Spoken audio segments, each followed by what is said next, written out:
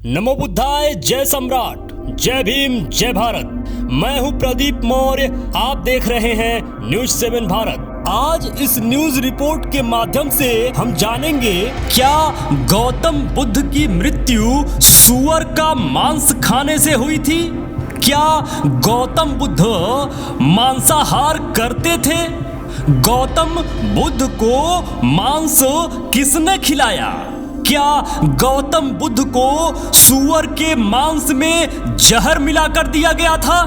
कौन था वह व्यक्ति जिसने बुद्ध को सूअर का मांस खिलाया था, या यह केवल कोरी अफवाह है उन धूर्तों के द्वारा जो बुद्ध को बदनाम करने पर निरंतर सदियों से लगे रहते हैं। क्या है इसके पीछे का राज।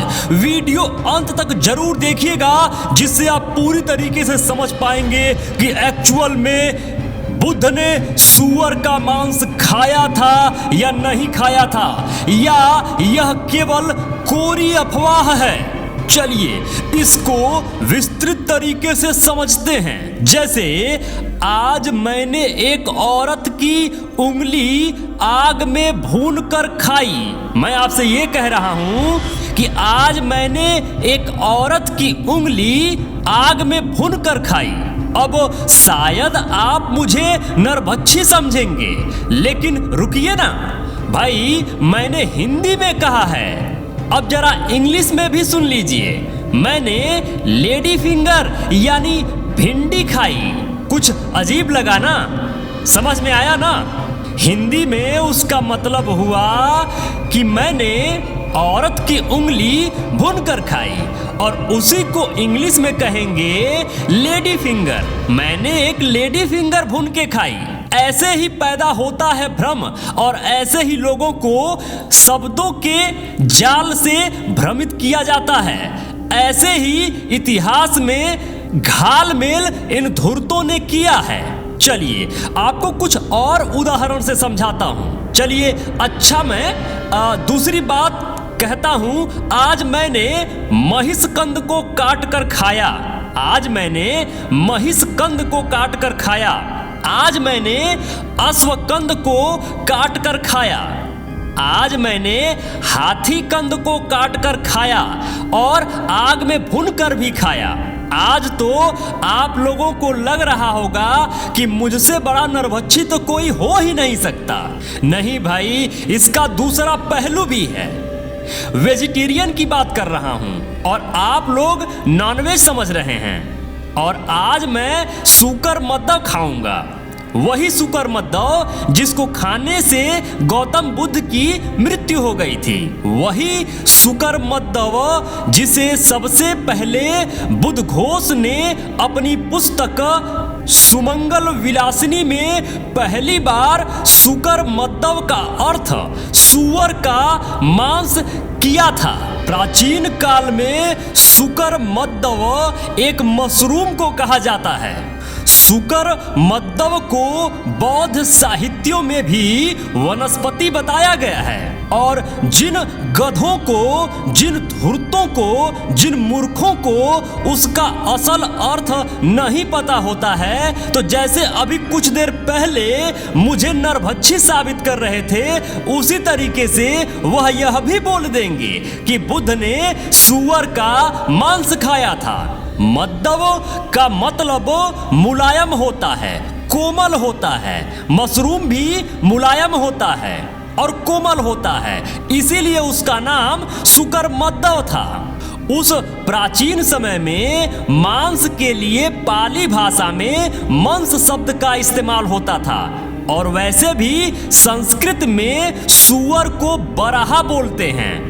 यदि संस्कृत के ग्रंथ में सूकर लिखा है तो कुछ गड़बड़ है। गौतम बुद्ध की मृत्यु के 1000 साल बाद यह अर्थ का अनर्थ है, वरना बौद्ध साहित्य में सूअर का मांस खाने का कोई सबूत नहीं मिलता है। और ऐसा कभी बुद्धघोष से पहले नहीं लिखा गया, नहीं कहा गया। फाहियान ने गौतम बुद्ध की मृत्यु के बारे में ऐसा कुछ भी नहीं लिखा है।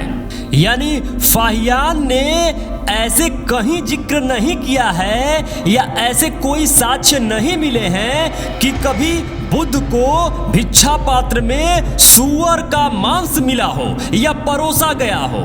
बुद्ध घोष तो फाहियान के भी बाद के पर्सनालिटी हैं।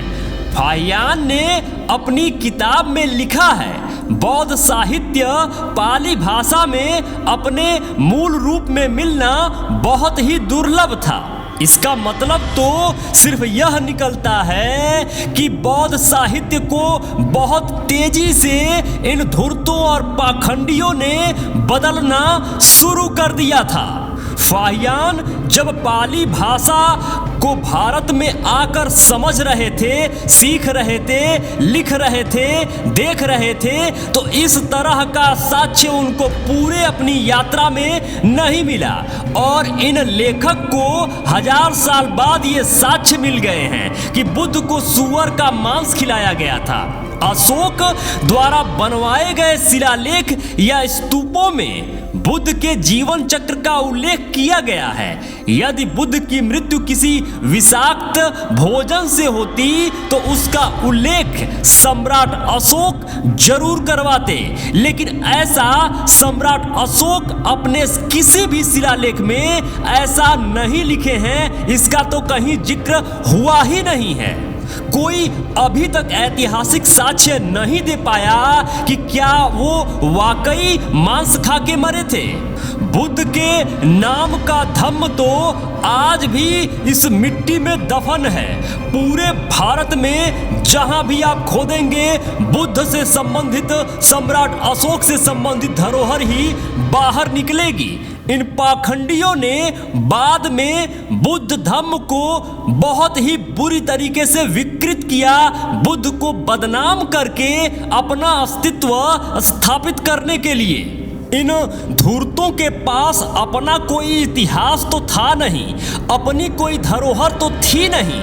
बुद्ध को बदनाम कर, बुद्ध के धम्म को परिवर्तित करके, रूपांतरित करके, कन्वर्ट करके एक नए धर्म की स्थापना कर, एक नए नवेले धर्म को प्रचारित करके भारत के उन भोले भाले श्रमण संस्कृति के मूल निवासियों को, उन बौद्ध लोगों को शिक्षा से वंचित किया, खुद शिक्षा ग्रहण किया, शिक्षा देने वाला बना और जैसे चाहा वैसे झूठी किताबों का लेखन किया और भारत का इतिहास ही बदल कर रख दिया। इन धूर्तों ने उस महान बौद्ध विरासत को बर्बाद कर डाला। इन पाखंडियों ने उस विश्व गुरु भारत को बर्बाद कर डाला, बदनाम कर डाला। इन पाखंडियों ने उस विश्व विजेता भारत को बेच डाला, लुटवा डाला।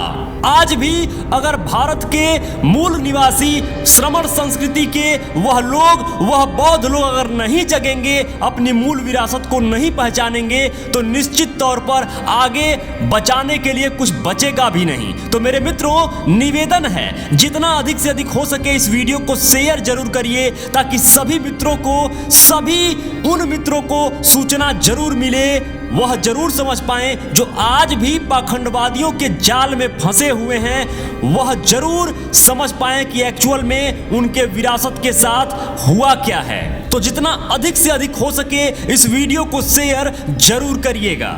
मेरे मित्रों, यदि आप चाहते हैं कि हम इसी तरीके से आपके लिए कंटेंट बनाते रहें तो डोनेशन जरूर करें, स्कैनर स्क्रीन पर लगा हुआ है। जो भी मित्र अभी तक इस चैनल पर बने हुए हैं, यह वीडियो देख रहे हैं, आप सबको बहुत बहुत मंगल कामनाएं। नमो बुद्धाय, जय भारत।